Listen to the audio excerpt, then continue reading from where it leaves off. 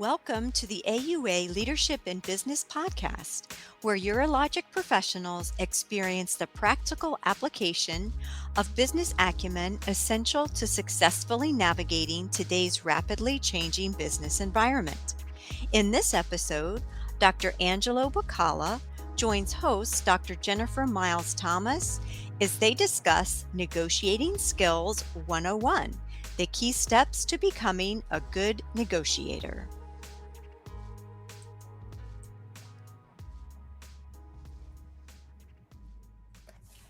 Welcome. I'm Dr. Jennifer Miles Thomas. I'm a board certified urologist, and I want to welcome you today to Negotiating Skills 101, Key Steps to Becoming a Good Negotiator. Today, we'll be discussing the key points to good negotiation skills that can be used in the workplace as well as personally in day-to-day life. I have the honor today to join me in the discussion, Dr. Angelo Baccala. He is the chief of the Division of Urology at Lehigh Valley Health Network and deputy physician-in-chief for the LVHN Institute of Surgical Excellence. He received his medical degree from the Johns Hopkins School of Medicine in 2002 and completed his urology residency at the Cleveland Clinic, and then went on to complete a fellowship in urologic oncology at the NIH National Cancer Institute. He subsequently completed his executive MBA at Drexel in 2017. He has held his current role as chief of the urology division at LVHN for the past 12 years. He is very qualified to talk to us today about this very interesting topic. So welcome. Thank you, Dr. Miles Thomas. I appreciate the opportunity, and it's an honor to be here, and looking forward to our discussion today. Yes, me likewise. One of the things that we really need to talk about is just communication. So why do you feel that communication skills are so important in receiving and achieving satisfaction just with negotiations?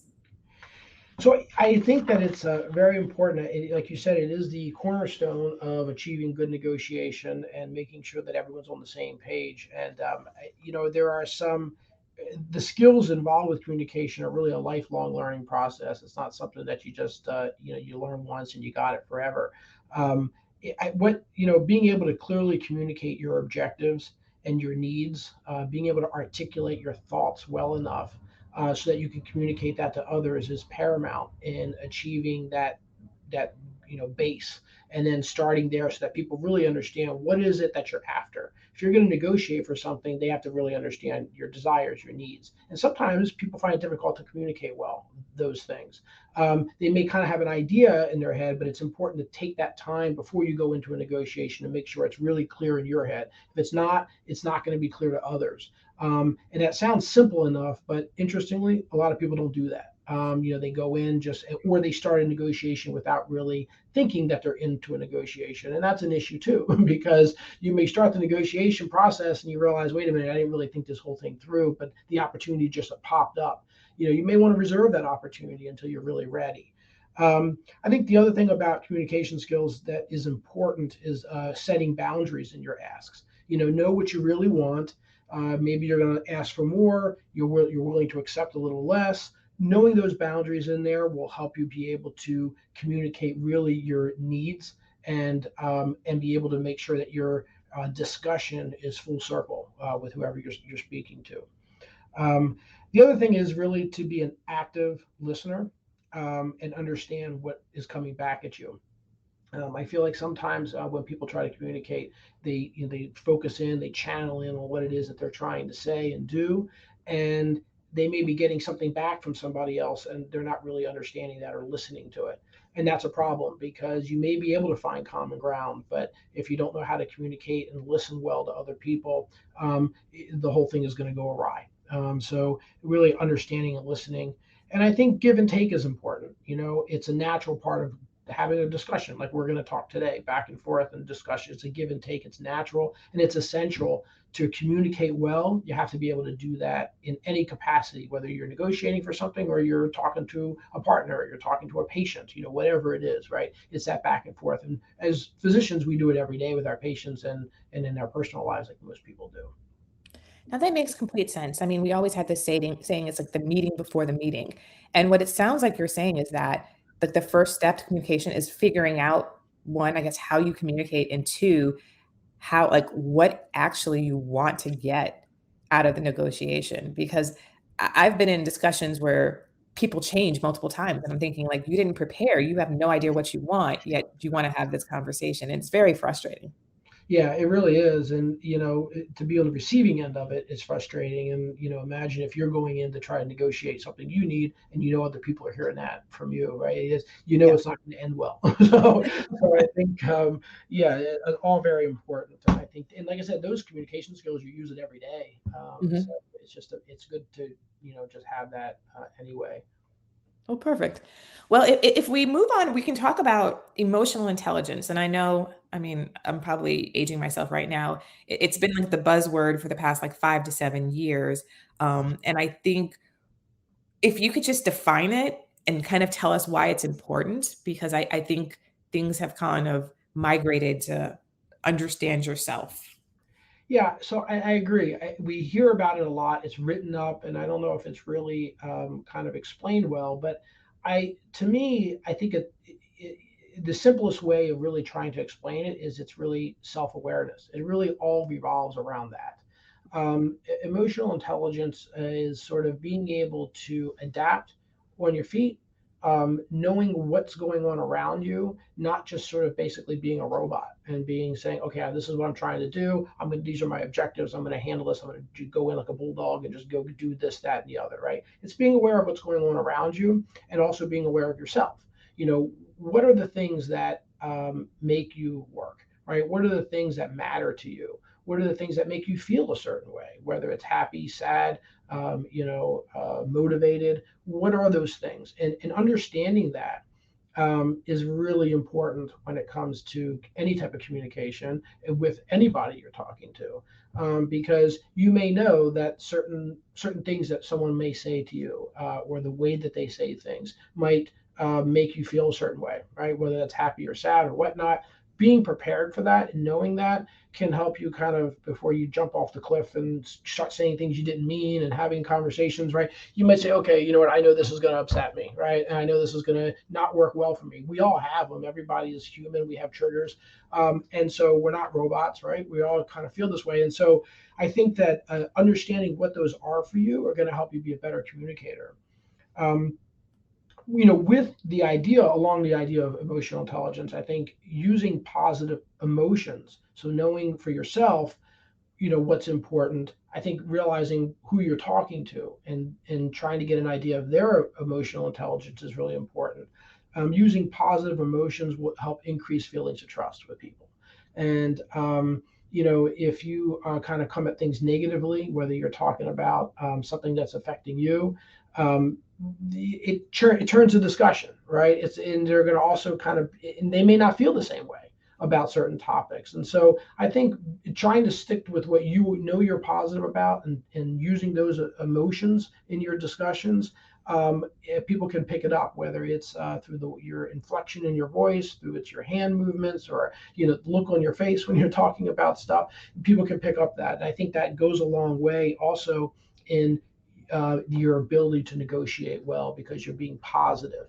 If you're negotiating a salary, instead of saying, well, the reason I want more money is because my work sucks and I hate it, and that's not gonna not gonna help, right? You want to be like, hey, this is a positive thing for me. I think I deserve more because I do X, Y, and Z, and this work is challenging. Those words, positive emotions and positive words is challenging and things like this, and not just, oh, it's hard, it's difficult. Things like that I think are important. And then again, the idea of situational awareness, I kind of touched on this before, but knowing what's going on around you, who you're talking to. Um, if you look at the expressions on people's face, you need to be keen to that when you're talking to them. If you start noticing that they're starting to close up their arms and they're not really giving you the love you thought you were going to get when you're talking to them, you need to pick up on that. What are they implying? Listening well goes along with emotional intelligence, because if you're a good listener, a lot of people have better emotional intelligence because they're listening to what's going on, and are aware of that situation, and they can adapt on their feet and maybe make sure they can kind of smooth things out so that the conversation continues to be positive. It really, at the end of the day, what it does is it's a big advantage for whoever has good emotional intelligence. It gives them a great advantage in negotiation and in any other type of communication. And that's the long answer to why I think it's important to your initial question. Yes. So, how would you recommend that people try to improve? Because I mean, we all know people who have very poor emotional intelligence, right? They don't even see, they have the blinders on.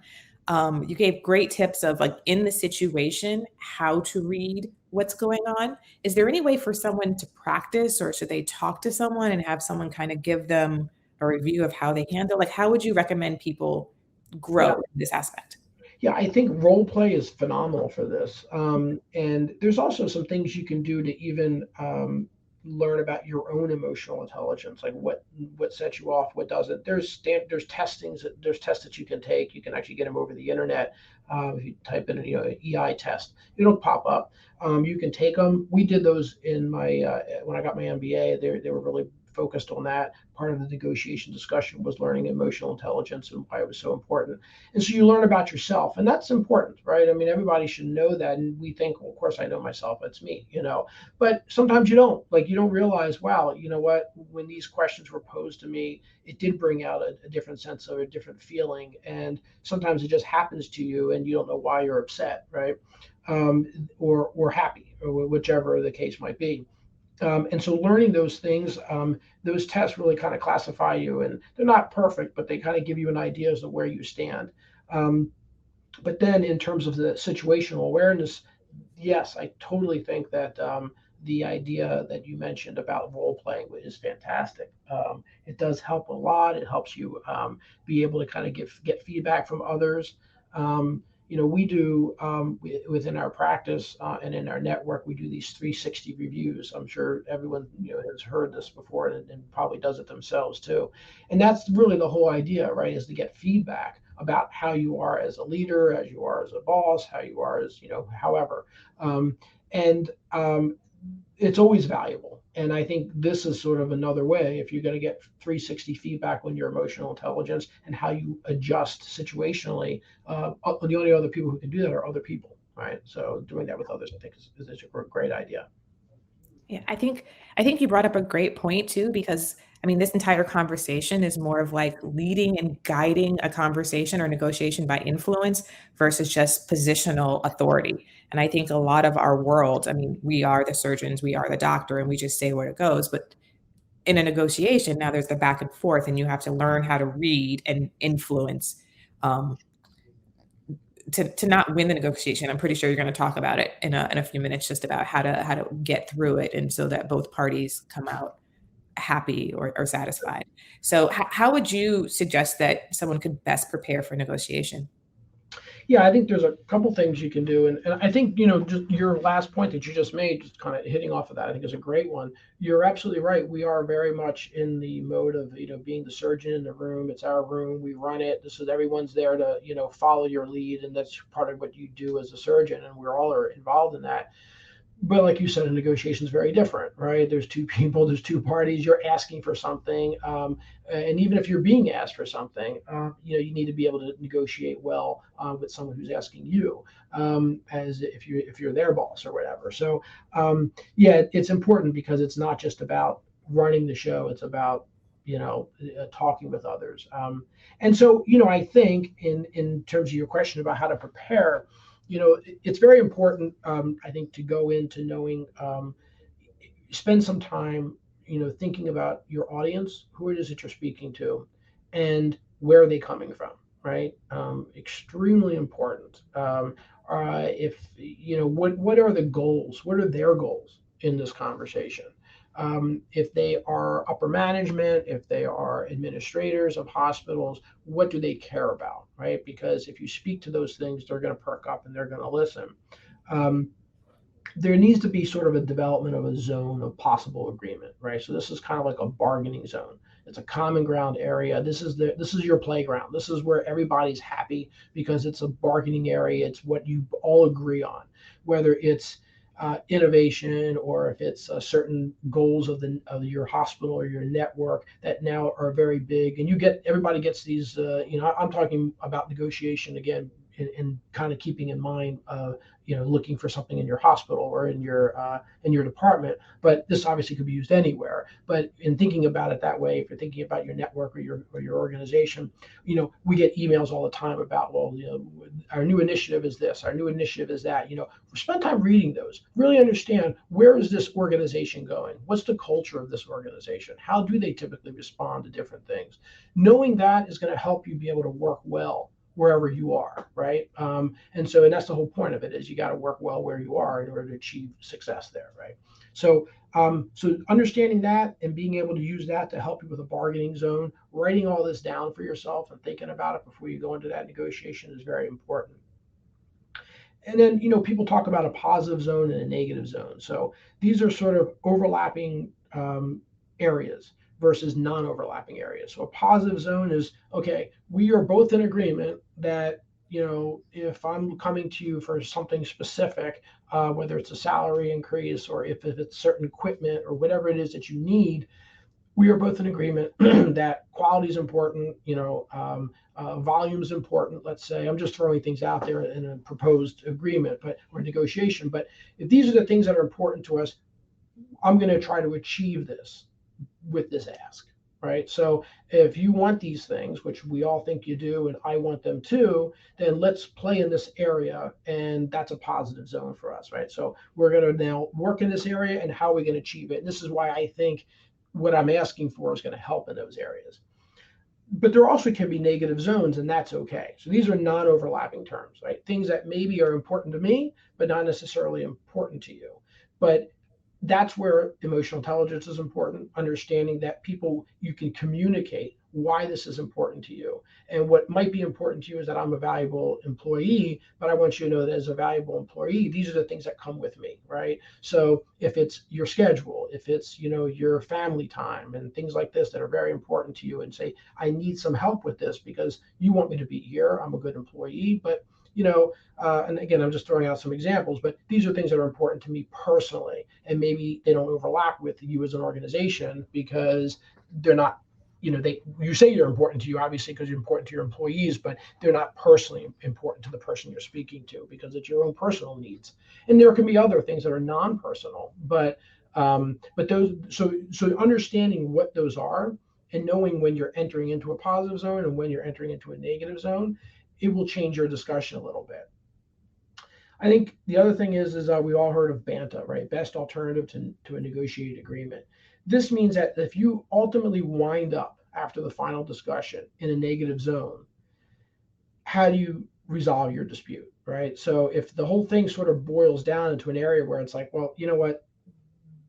I don't agree. This is what you want. This is what I want. And they're two totally separate things. And we're not going to come to terms here. Okay, what's our best alternative, right? So is it that, and the best alternative might be keep things just the way they are, right? Sometimes we know we will go into a negotiation, and next thing you know, you wound up with more work than you expected. It may not be what you kind of wanted. And you're like, well, that didn't go how I wanted it to go, and that's okay. And then you can say, okay, well, we can agree that maybe we just leave things the way they are for now, table this discussion. Maybe things are going to change depending on what it is that you're negotiating. Maybe the circumstances around it will change in 6 months or a year or something, and we'll have it again. And that's okay. And I think also having a backup plan, which really kind of works into the idea of a BANTA. It avoids leaving empty-handed, right? None of us like to do that and feel like it was a complete loss for us. So, and neither does the party you're speaking to, right? They don't want to feel that way either. So I think thinking of a backup plan for yourself as well as for your other party that you're discussing is very important. I think it'll make you feel better, makes everybody feel better at the end of the discussion. And I think sometimes I've found that too, that a backup plan can just be, let's table it and let's come back later with fresh minds, fresh ideas, and have the discussion again. And that still can be a win, that there's still a conversation that could be had. Yeah, absolutely. Or even, bringing other people into the conversation, that you think may help your cause and have similar feelings about things. You may have had those discussions. You say, you know what, why don't we try to see if I can get more support for this, and we'll talk about it later. So yeah, I think all those are very helpful and it can be successful. Okay. Well, what do you think the best ways are to make it beneficial, to make the negotiation beneficial for everyone? I think creating value for everyone is probably one of the most powerful tools in negotiating, right? So it's really about making sure that everybody's growing at the end of this. And this is kind of what you alluded to before. You said we were going to talk about this, and I think it's never about getting a larger piece of the pie. It's about growing the pie. And if you keep your same percentage of that pie, you're getting more because the pie is growing, right? So I think by bringing that to the table, you're growing value. If you can show your administration that you're getting value for everyone involved, and it's also helping you, but it's helping others, that's important, right? So some of the goals maybe that might be associated with a bonus or something that you're looking for, a salary increase, those goals are going to help everybody. They're going to make things better for everyone, including the organization that you're discussing. Um, it does a couple of other things too. I think that it helps build trust because now you're discussing these things. It's not about me. It's about the organization. It's about my employees. It's about people that work with me. And that's showing that you're thoughtful. It shows leadership, and I think it shows it builds trust. And what it does too is it opens up future discussions. Now they know that, okay, this is the way that Dr. Miles Thomas is going to come to me and ask for things, and I like that. So I'm going to listen. I'm not going to write it off next time. She did a great job reviewing things with me. I want to have these discussions with her because it may prove valuable to me, right? She's going to create value for me. That's great. How many times do people come and talk to us and they want something from us, right? So it's like, well, all right, well, if I know that every time this employee comes to me and asks me for something, he's actually great. He or she is actually, bringing value to the table and making things better for me. That's going to build on future discussions because you're realizing greater value for both parties. Definitely. Well, one of the other questions I really just wanted to talk about was you've given some great strategies, just literally how we can implement things immediately. And I don't think a lot of us, as urologists, get the training. I think definitely on the business end, people do, but more and more we're looked to as the leaders. So this is really, really helpful. So what are some other key points? If you're going to go into negotiation, you want to have a strategy. You've kind of established that. You want to think about it beforehand. So what are the key points we should come into the room with when we're thinking about and we're starting a negotiation? Yeah, so I think that one of the important things is defining your role, right? So what are you currently doing now? Making sure you're comfortable with that, and knowing what your starting point is, right, in the organization and wherever it is that you're discussing. And again, negotiation can happen when you're at the farmers market, and you want to try to do it. In fact, I remember when I was in business school, ironically, they used to say this, like one of the homework assignments they gave us was, I want you to have 5 negotiations this weekend.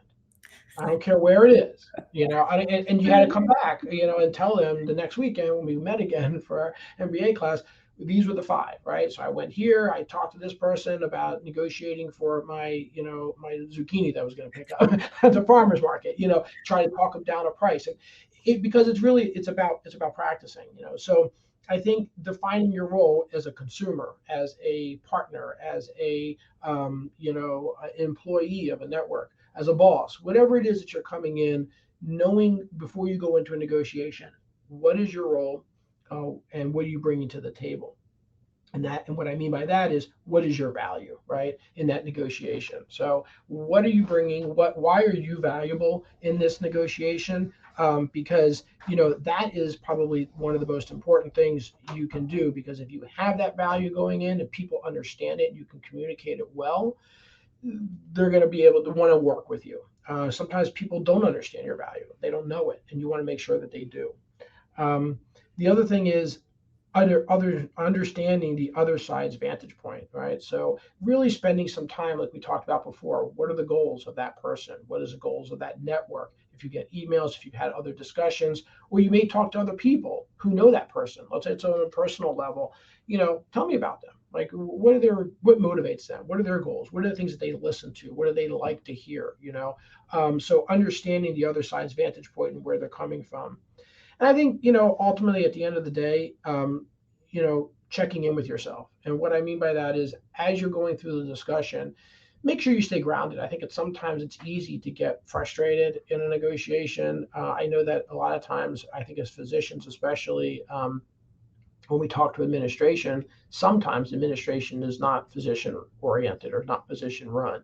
Yeah, I see you smiling because I think that we all know it. We see it sometimes, right? And that was one of the reasons I got an MBA, because I felt like I wanted to try to bridge that gap. And I think we need, a lot of more physicians in these positions. Our hospital is actually run by a physician, which is very helpful. But it's not always that way, right? So I think that it can get sometimes argumentative. People don't think they're understood. So check in with yourself, stay well grounded. Understand that there's opportunity potentially for you to move forward, and you ultimately you're going to stay on a successful path in your negotiation. Sometimes we also lose ourselves. We start off with, this is what I want, and then during the conversation other things start coming up, and we start talking about other ideas and things that we want and add it in, and then it becomes this big jumbled mess. Stay on your path, know what you want. I think those are kind of some of the big strategies that one can go into when getting ready to have a negotiation.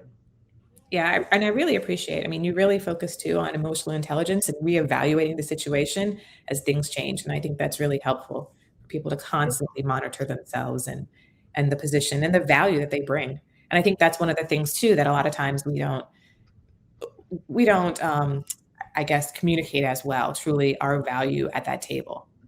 Yeah, I totally agree. I think we sort of a lot of times, unfortunately, we take ourselves for granted. We do bring a lot to the table, and no matter what capacity you're coming in at, and making sure people know is important. And I think the other things I would add to is, in addition, I kind of mentioned this before about practicing daily. It's important to do that, because these skills, like I said, it's a lifelong thing. It's not just a matter of doing it once and learning about it, and saying, okay, I got it now, I'm good. Obviously it's something you need to keep practicing, and check out resources. There's books, there's courses on just this. You don't need to get a full MBA to get negotiating skills. You can go to classes that are just on this. There's books on it. There's internet sites that'll let you do things. We mentioned the emotional intelligence work, getting that through websites and things, and taking tests. All those types of things are all kind of interrelated on there. And I think it behooves all of us to kind of be continuous learners in this regard. I agree. And I think too that just going into the conversation not as a conflict, but more as a negotiation, because I think some of us are more conflict averse than others, but just putting a positive spin on things really kind of settles it down for a lot of people and the anxiety won't be there. So I think that's a great recommendation. Yeah, absolutely. I totally agree. Well, definitely. Well, thank you very much for today. This has been really, really enlightening and very, very helpful, and likely for many other people. So a big thank you to Dr. Baccala and our audience for joining us today. Thank you. It was a pleasure being here. Have a great day. You too.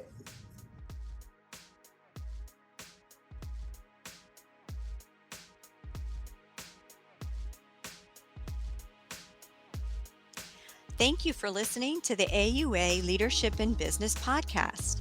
Whether you are starting your career, seeking career advancement or professional development, or looking to master the business challenges facing urology practices, the AUA Leadership and Business Podcast is your go-to podcast. Subscribe today by searching AUA Leadership and Business on your favorite podcast app.